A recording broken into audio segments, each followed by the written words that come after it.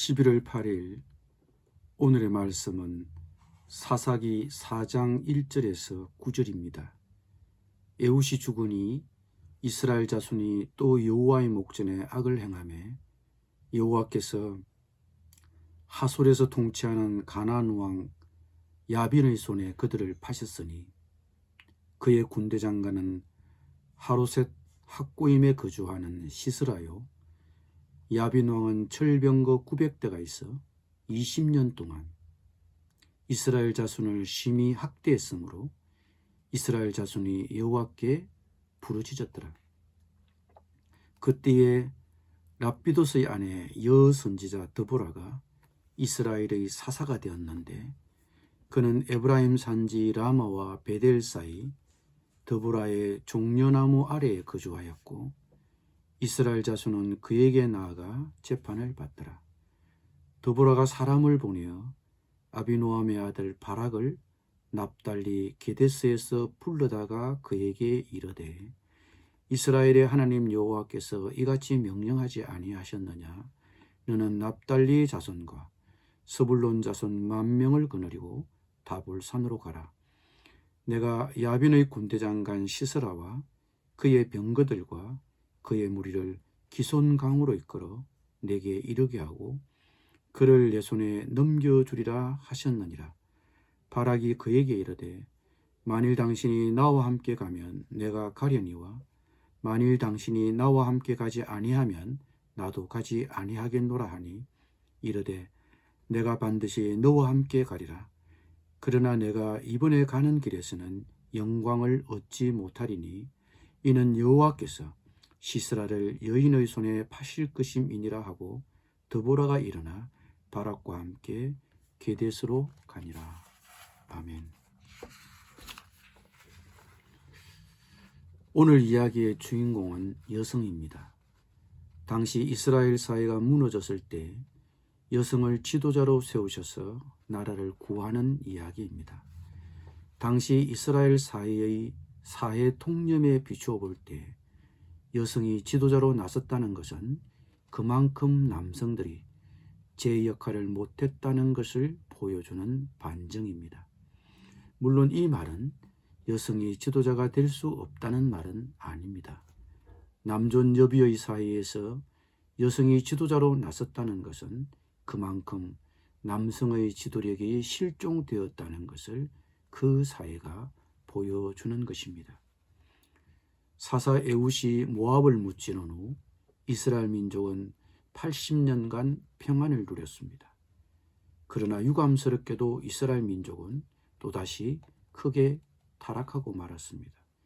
그래서 하나님은 가나안 왕 야빈을 해초리로 사용하셨습니다. 야빈은 철병거 900대를 가지고 있었으며 20년 동안 이스라엘 자손을 심하게 억압하였습니다. 병거는 고대 세계의 탱크였습니다. 당대의 가장 두렵고 강력한 무기였습니다.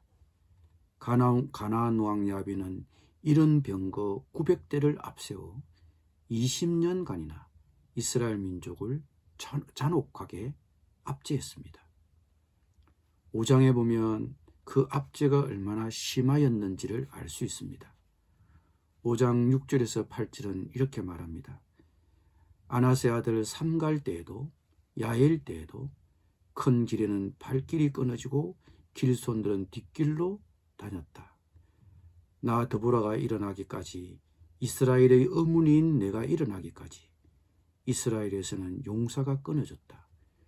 그들이 새 신들을 택하였을 때에 성문에 전쟁이 들이닥쳤는데 40,000명 이스라엘 군인 가운데 방패와 창을 가진 사람이 보였던가. 가나안 왕 야빈이 얼마나 혹독하게 이스라엘 백성들을 탄압했던지 사람들이 큰 길로는 다니지 못하고 뒷길로 피해 다녔습니다. 그렇게 20년 동안을 고초를 겪어야 했습니다. 지금까지 겪은 외세의 침략 중에서 가장 길고 혹독한 시기였습니다. 그러자 이스라엘 백성들은 다시 무릎 꿇고 하나님께 울부짖었습니다. 우리 역시도 어려움이나 딜레마에 직면했을 때 가장 먼저 돌아서는 곳은 하나님이 되어야 합니다. 고난이 닥칠 때 하나님은 우리가 먼저 그분께 나아오기를 원하십니다. 이스라엘 백성의 울부짖음은 하나님의 마음을 움직였습니다. 하나님은 가나안 왕의 철권 통치로부터 이스라엘 민족을 구하시기 위해 사사이자 예언자 드보라를 세우셨습니다. 사사 드보라는 세 가지 점에서 특이합니다.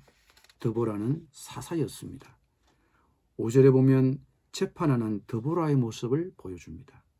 백성들이 억울한 사연을 가지고 오면 심리하고 판결하는 재판관이었습니다.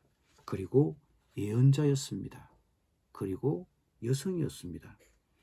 5장 7절에 보면 드보라는 자신을 일러 이스라엘의 어머니라고 불렀습니다. 나 드보라가 일어나기까지 이스라엘의 어머니인 내가 일어나기까지 이스라엘에서는 용사가 끊어졌다. 당시의 사회 간섭에 비추어 볼 때 여성이 지도력을 발휘하기는 쉽지 않았습니다. 오래전에 우리나라만 하더라도 암탉이 울면 집안이 망한다는 말을 했습니다. 당시 이스라엘의 사회도 비슷했습니다. 여권 시대가 아니었습니다. 그런 사회에서 여성 지도력이 출현하게 된 것은 대단히 예외적인 상황이었던 것입니다. 그만큼 남자들에게 지도력을 기대하기가 어려웠던 시절이었습니다. 그때 하나님의 신탁이 드보라에게 전달되었습니다. 납달리 지파의 바락을 야전 사령관으로 삼아 외세의 탄압을 받고 있는 자기 백성을 구호하라는 것입니다.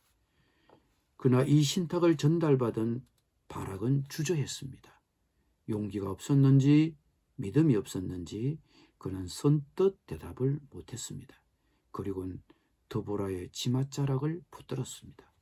그대가 나와 함께 가면 나도 가겠지만 그대가 나와 함께 가지 않으면 나도 가지 않겠다. 참 아쉬웠지만 바락에게는 드보라에게 있는 그런 카리스마가 없었습니다. 그는 선봉대장이 되기를 두려워했습니다.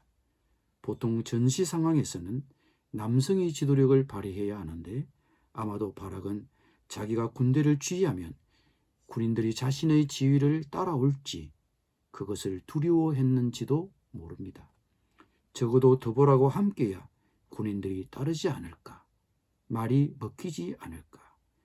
유약하고 불안하고 두려워하는 바락을 보며 드보라는 말했습니다. 내가 반드시 장군님과 함께 가겠습니다. 그러나 주님께서 시스라를 한 여자의 손에 내주실 것이니 장군께서는 이번에 가는 길에서는 영광을 얻지 못할 것입니다. 드보라는 자기도 참전하겠다고 약속했습니다. 하지만 적장 시스라를 죽이는 영예는 한 여자에게 돌아갈 것이라고 예언했습니다. 전투에서 이겨도 성선 장군의 명예는 얻지 못할 것이라는 예고였습니다. 사회적 인섭으로 여성이 지도력을 발휘하기 어려웠던 시절, 남성들이 제 역할을 못할 때 하나님은 민족을 구할 지도자로 여성을 들어서 서셨습니다. 이스라엘의 아비가 없던 시절 드보라는 이스라엘의 어미였습니다. 이 사건은 남성들에게 분발을 촉구합니다. 남자들이 가정에서 직장에서 마땅히 해야 할 자기의 책임을 다하라는 촉구입니다. 여성들에게 미루지 말고 책임을 다해야 합니다. 기도하겠습니다. 하나님 아버지, 남성들이 가정에서 직장에서 마땅히 해야 할 책임을 다할 수 있도록 여성들에게 미루지 말고 책임을 감당할 수 있도록 도와주시옵소서. 예수님의 이름으로 기도드립니다. 아멘.